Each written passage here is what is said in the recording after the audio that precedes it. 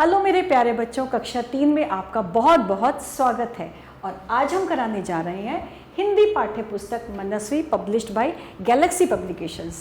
तो चलिए प्रारंभ करते हैं बच्चों आज का पाठ। आज हम जो पाठ कराने जा रहे हैं पाठ 17 और पाठ का नाम है परोपकारी वृक्ष। प्रस्तुत कविता में पौधों के महत्व का वर्णन किया गया है। तो चलिए प्रारंभ करते हैं। मिट्टी में सोया बीज एक, मिट्टी में सोया बीज एक, धीरे धीरे उग आया है। यह देखो नन्हा सा पौधा लहराया है, मुस्काया है। किसके बारे में? बीज के बारे में, कि मिट्टी में सोया बीज एक जो था मिट्टी के अंदर उसको दबाया हुआ था, तो धीरे धीरे वो ऊपर उगने लगा। और देखो फिर वो बीज जो था वो क्या बन गया? एक छोटा सा नन्हा सा पौधा। और पौधा ऐसा लग रहा है जैसे कि वो मुस्कुरा रहा है, खुश हो रहा है। इसको दुलारता गया पवन, सूरज इसको जीवन देता। और फिर जब हवा चलती थी तो ऐसा लगता था जैसे वो इसको दुलार रहा है। और सूरज जो था वो इसको नया जीवन, सूरज की किरणें जो होती हैं वो नया जीवन देती है ना, तो सूरज इसको जीवन देता। बूंदों में झूम झूम गाता, ऊंचा उठ अंगड़ाई लेता। और जब बूंदें आती थी तो ऐसा लगता था जैसे वो बहुत खुश हो रहा है।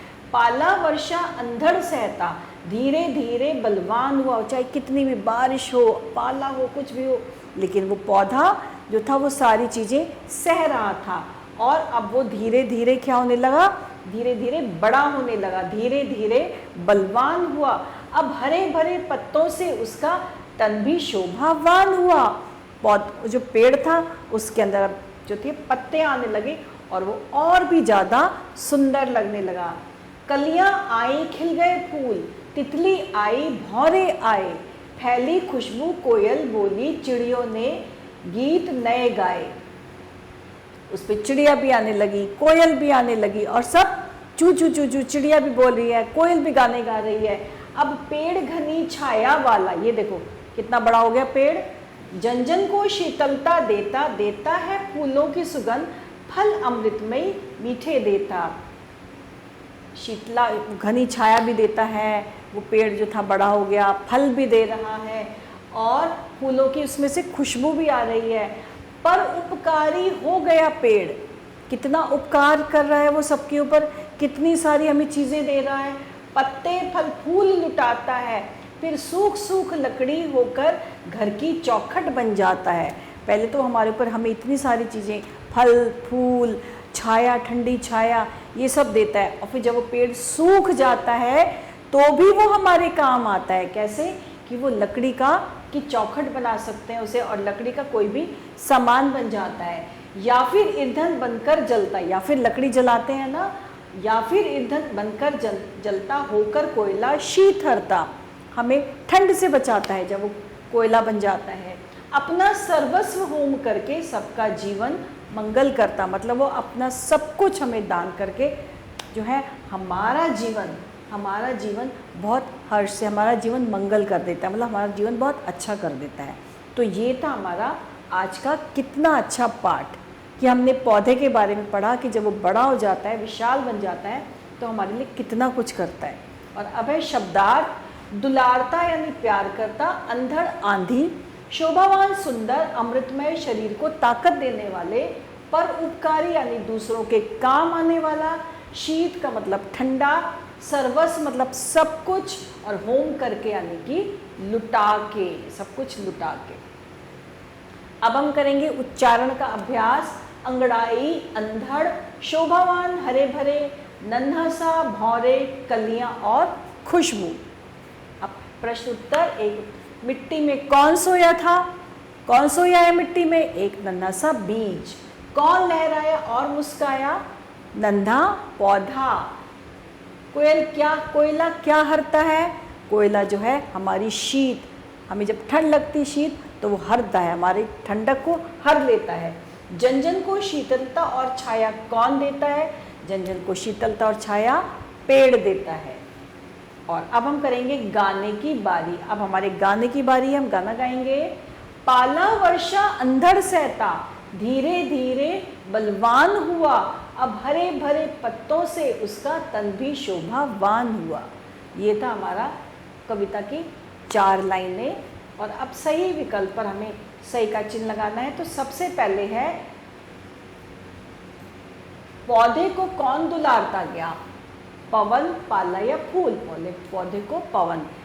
नए गीत किसने गाए, कोयल ने, चिड़ियों ने या फूलों ने। नए गीत गाए चिड़ियों ने।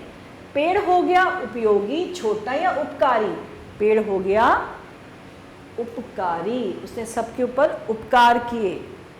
और है कविता की पंक्तियां पूरी कीजिए। अब हम कविता की पंक्तियां पूरी करेंगे।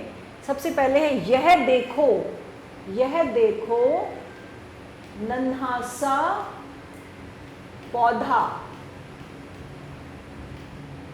यह देखो नन्हा सा पौधा लहराया है, मुस्काया है। अंधड़ वर्षा ओला सहता, जन जन को शीतलता देता।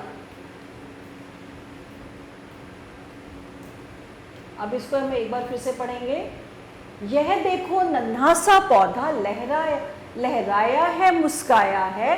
अंधड़ वर्षा ओला सहता, जन जन को शीतलता देता। तो इस तरह से हमने ये कविता की पंक्तियां पूर्ण कर दी हैं। और अब है प्रश्नों के उत्तर। लकड़ी से क्या क्या बनता है? लकड़ी से तो बहुत सारा सामान बनता है। चौखट बनती है घर की, फर्नीचर बनता है, फर्नीचर आदि बहुत कुछ बनता है। और लकड़ी जो है वो जलाने के भी काम आती है।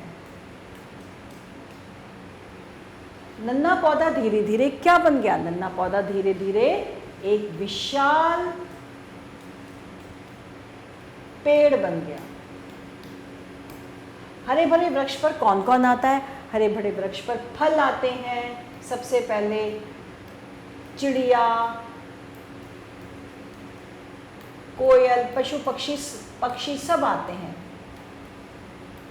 है ना। और उससे पहले क्या आता है? हरे भरे पेड़ पर फूल, पत्ती। हरे भरे पेड़ पर फल, फूल, पत्तियां, चिड़िया, बहुत अच्छे अच्छे पक्षी आते हैं जो गाना भी गाते हैं। पेड़ पर उपकारी कैसे हो गया? पेड़ पर उपकारी ने सारा जीवन जो था अपना सर्वस्व सभी के ऊपर लुटा दिया। वो पहले उसने क्या किया? फल बना, पहले फूल, खुशबूदार फूल, फल, छाया देता है, शीतलता। और उसके बाद जब वो सूख जाता है तो फिर लकड़ी, जो कि ईंधन के रूप में काम आती है, यानी कि हमें जलाने के काम आती है। जब शीतलता से हम बचाने के लिए ईंधन भी बन जाता है। तो इस तरह से पेड़ जो था वो सबके ऊपर उपकार करता है, परोपकारी बन गया। ऐसे पेड़ का जीवन क्या संदेश देता है? वह छाया देता है, फल, फूल, और उसके बाद जब वह बड़ा शीतलता देता है सबको, और जब वह सूख जाता है उसके बावजूद भी वह जलकर ईंधन के काम आता है, यानी कि वो हमारी शीतलता को भी हर लेता है, ईंधन के काम आता है। और फिर कोयला बनकर जो है वो राख बन जाता है, लकड़ी बन जाता है, लकड़ी जलाने के काम आती है, यानी कि उसने पूरा जीवन कुछ ना कुछ सबको दिया ही। तो इसी तरह से हमें भी पेड़ के जीवन से जो है सीख लेनी चाहिए कि हमें भी हमेशा त्याग करते रहना चाहिए और हर एक के काम आना चाहिए। तो इसके साथ हमारा ये वाला पाठ आज यहीं समाप्त होता है और इसके साथ ही हमारा पाठ यहीं समाप्त होता है। आभार।